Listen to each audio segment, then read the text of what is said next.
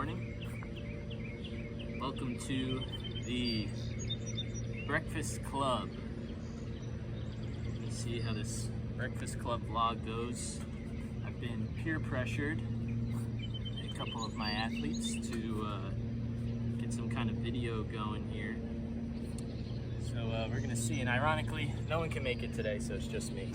All right, so today on the Breakfast Club menu, we have a little speed session followed by a little lower body lift in the weight room. So I'm gonna take you through that. For now, I'm gonna sit you down, get a little warm up going.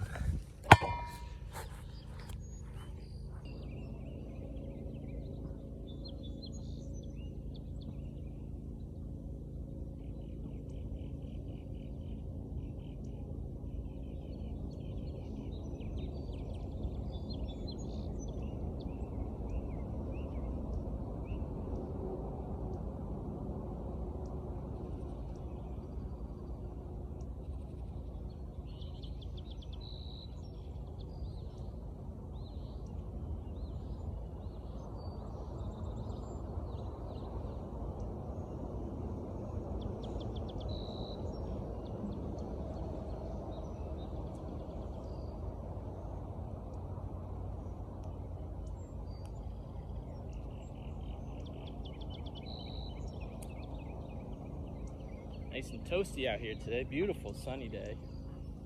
You love to see it.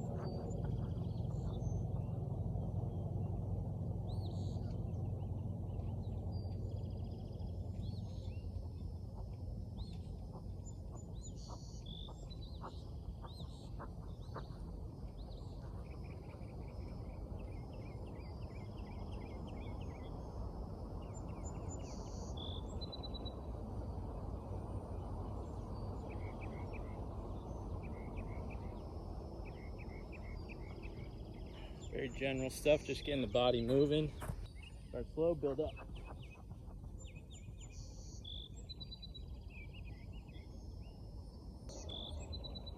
Birds are out and about today. I don't know if we could hear that, but it's great ambiance today.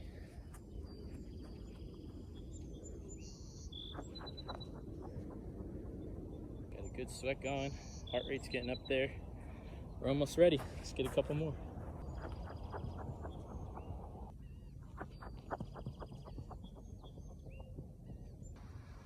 All in all, body's feeling pretty good. Nice little long weekend of rest. Feeling good, ready to go.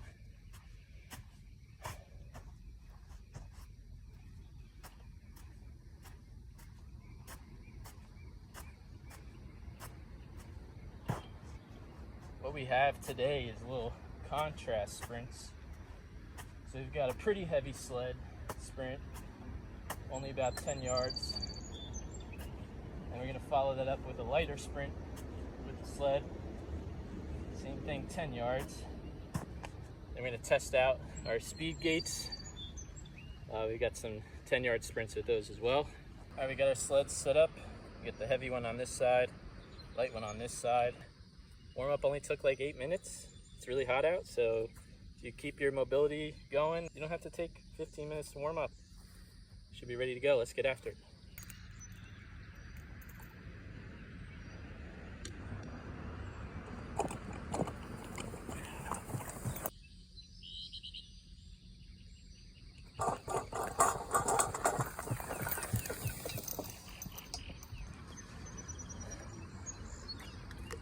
as we're walking over here. It's important to remember when you're doing speed work, it's not conditioning, not trying to work on getting in shape, trying to work on getting faster. So your rest should be a lot longer than you would doing conditioning work. You should feel like really fresh. So 10 yards, I try to keep it at least a minute rest between. Anything longer than that should be, we could stretch that rest out 2, 3, 4 or more minutes. So let's see what we get here. First rep.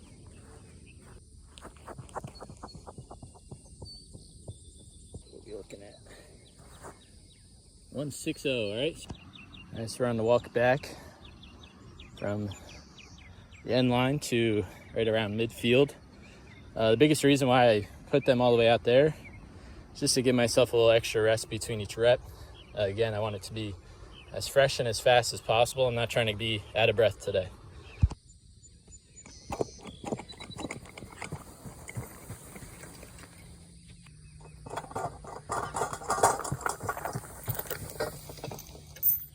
That right side is definitely a little bit slower to push off of. This time we got the right foot. You said I don't push off very well starting with the right, so I'm going to see if the clock reflects that as well.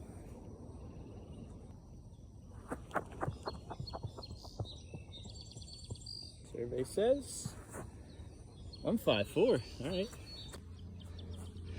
While I'm resting, I figured I'd show you kind of what we're working with. So we have the Sorinex Speed Sled. That weighs 13 pounds. We got 80 pounds on the sled. So we're almost at 95 here. And we have these straps that come with it. And then we're using this Rogue, dip belt to keep it at our waist so we don't have to hold the straps. Works way better. It feels nice with the hip drive.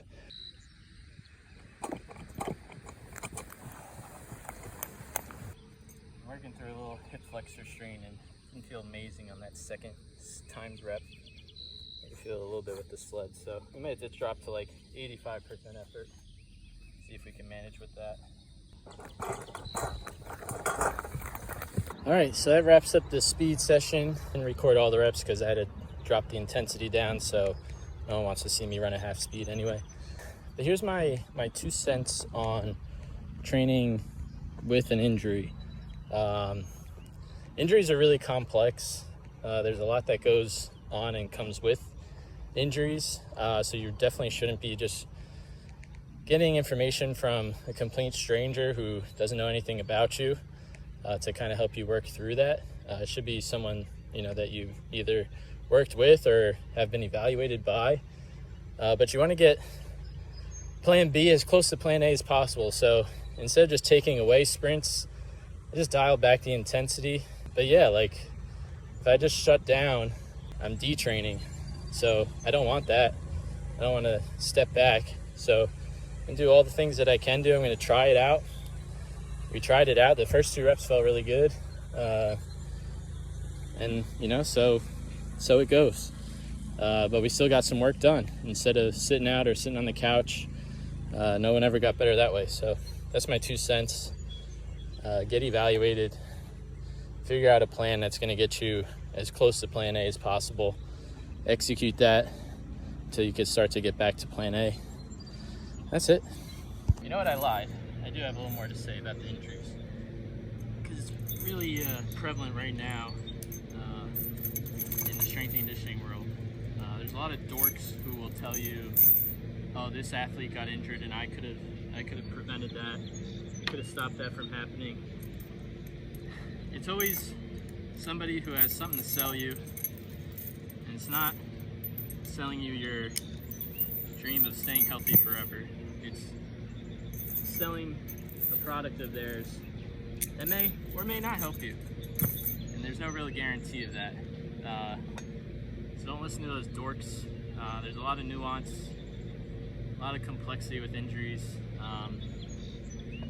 So yeah, you're a loser if you prey on people who just got injured, who are afraid of getting injured, and you say, you have to do my method or else you're gonna get injured. It's just scummy. So don't listen to those people. That's all.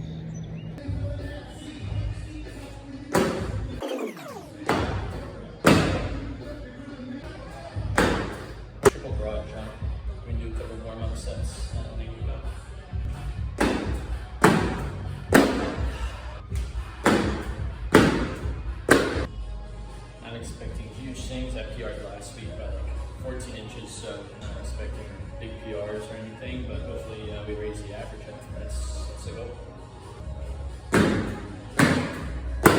7-9. Not bad. 22. Oh, nice. Is what it is. Alright, jumps are done. Not bad considering how my hip flexor feels. All in all, from this week to the first week that I've done them, I out-jumped myself on all of them, feeling great. So overall, we're making progress, and that's the important thing to keep track of. Yeah, so the rest of this lift is lower body stuff. We have some power hang clean, some squats, RDLs. It's actually a deload week, so it's gonna be relatively light.